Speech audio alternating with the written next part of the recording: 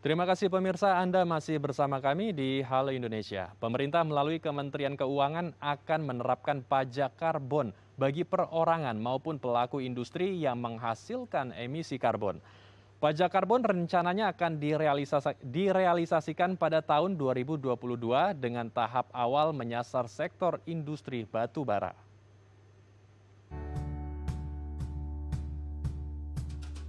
Pemerintah berencana menerapkan pajak karbon pada tahun 2022.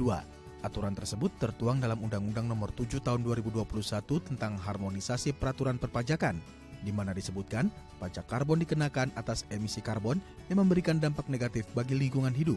Subjek pajak tersebut yaitu perorangan atau badan yang membeli barang yang mengandung karbon atau melakukan aktivitas yang menghasilkan emisi karbon. Pemerintah memberikan tarif Rp30 per kilogram karbon dioksida ekuivalen.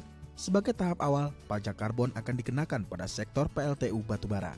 Jika tarif pajak karbon direalisasikan, akan berdampak pada kenaikan biaya produksi industri, salah satunya industri tekstil, yang diperkirakan mengalami kenaikan biaya produksi hingga 9,25%.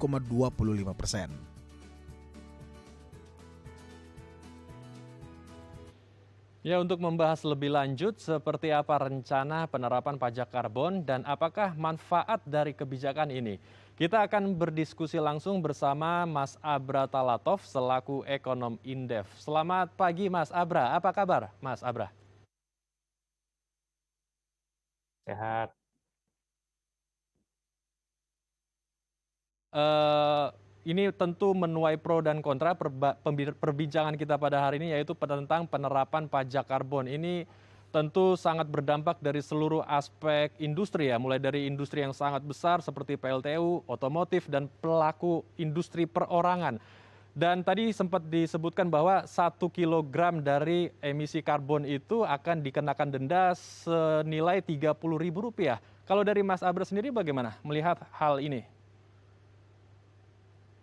Ya, memang keputusan pemerintah untuk menerapkan pajak karbon di dalam Undang-Undang Harmonisasi Peraturan Perpajakan ini sebetulnya sebagai instrumen ya untuk bisa mengendalikan dampak emisi gas rumah kaca di Indonesia, karena Indonesia memang sudah ikut dalam Paris Agreement dan sudah meratifikasi Paris Agreement itu dalam Undang-Undang tahun 2016. Artinya pemerintah memang sudah terikat dengan perjanjian global ingin meningkatkan kualitas lingkungan kita, terutama kualitas udara. Nah, artinya pajak karbon ini sebetulnya kalau kita kembali secara filosofis, ini hanya alat untuk mengendalikan perilaku produsen dan konsumen. Jadi tujuannya seharusnya bukan untuk mengakumulasi atau mengejar penerimaan perpajakan dari pajak karbon.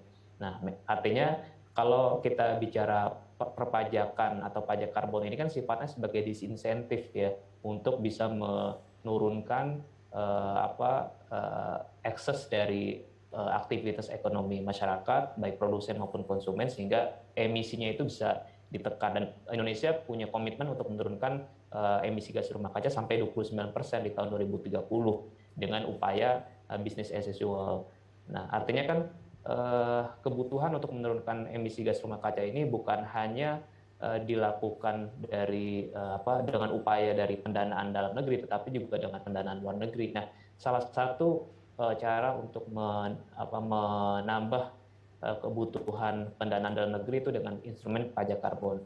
Nah, tetapi memang kita tahu sudah mulai banyak ya penolakan dari masyarakat, terutama dari pelaku industri di awal-awal pembahasan RUU KUP ini atau RUU HPP, sehingga pemerintah sadar untuk menerapkan pajak karbon ini secara bertahap transisi. Dalam roadmap-nya itu 3 tahun mendatang 2022 sampai 2024 baru diterapkan pada industri kelistrikan khususnya PLTU, dan di tahun 2025 baru nanti akan diperluas ke sektor-sektor yang lain, dan bukan hanya badan usaha, tetapi juga di dalam undang-undang itu nanti juga dapat menyasar kepada subjeknya adalah orang pribadi. Jadi di sisi hilir bukan hanya di sisi hulu, itu Mas.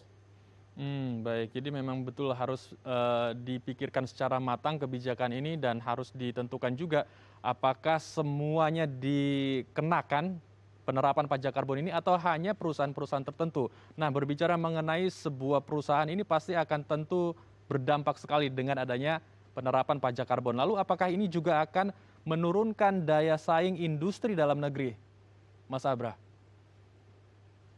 Ya, PR kita atau tantangan kita Indonesia dibandingkan negara-negara maju yang sudah lebih dulu menerapkan pajak karbon adalah negara-negara maju tadi ya mereka sudah relatif menikmati hasil pembangunan dari pemanfaatan energi-energi fosil. Jadi mereka di tahun 80-an, 90-an sudah sangat masif memanfaatkan energi fosil sehingga industrialisasinya sudah berkembang pesat. Mereka mampu melahirkan inovasi dan teknologi untuk menciptakan sumber energi alternatif ya yang sifatnya terbarukan, tetapi mereka sudah memanfaatkan jauh-jauh hari. Sedangkan kita di saat sektor industri manufaktur kita juga belum begitu kokoh, bahkan sekarang terjadi tren deindustrialisasi ya, kontribusi industri manufaktur kita terhadap ekonomi justru semakin menyusut dari tahun ke tahun. Kita sudah harus dituntut untuk mengikuti benchmark ataupun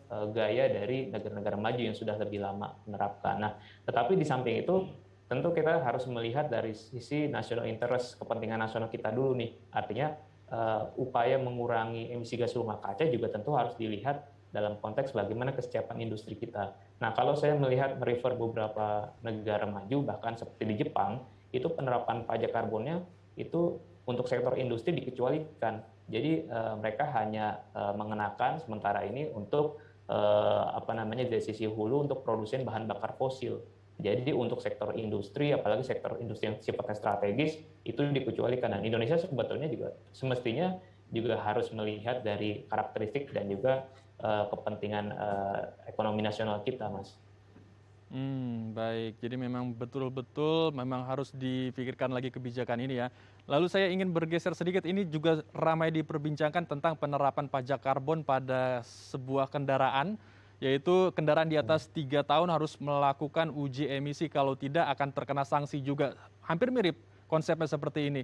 Dan ini tentu menuai pro dan kontra bagi para pengendara. Apakah ini memang tentu juga harus dilakukan untuk menekan polusi atau gas buang dari setiap kendaraan yang ada di kota kita, kota Jakarta terutama?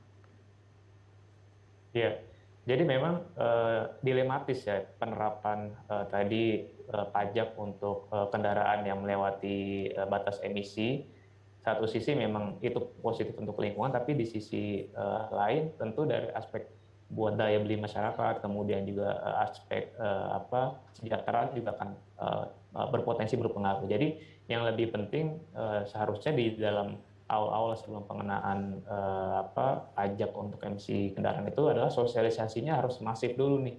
Sosialisasinya seperti apa, kemudian bagaimana masyarakat bisa mendapatkan tempat-tempat untuk menguji emisi kendaraannya ya secara mudah, terjangkau, dan juga dari sisi harganya juga masih bisa dijangkau oleh masyarakat. Dan juga mestinya ada solusinya juga ketika kendaraan tadi dikenakan emisi, ya pajak emisi, itu solusi yang diberikan buat masyarakat seperti apa sih? Gitu. Kan nggak mungkin dalam jangka pendek karena kendaraannya misalnya tadi menghasilkan emisi yang melebihi batas, itu semuanya harus diganti dengan yang baru. Nah, artinya kan ini juga ada beban tambahan dan juga ada pemborosan. Nah, semestinya juga ada solusi jangka pendek menengah sehingga bisa mengurangi satu sisi emisi kendaraan, tapi di sisi lain juga bisa membantu daya beli masyarakat. Baik, jadi memang harus benar-benar ditimbang ya kebijakan ini, baik sambil kita memantau seperti apa nanti penerapan pajak karbon di lapangan. Semoga apapun nanti kebijakan yang sudah diputuskan oleh pemerintah bisa menekan laju emisi gas buang di dunia kita, di kota kita. Dan semoga langit kita juga semakin lebih menjadi biru. Terima kasih Mas Abra untuk waktunya telah bergabung bersama kami di Halo Indonesia. Sama-sama, Mas. Baik pemirsa, jangan kemana-mana, usai jeda kami akan berbincang tentang menakar potensi NFT sebagai pasar seni digital. Tetap bersama kami di Halo Indonesia.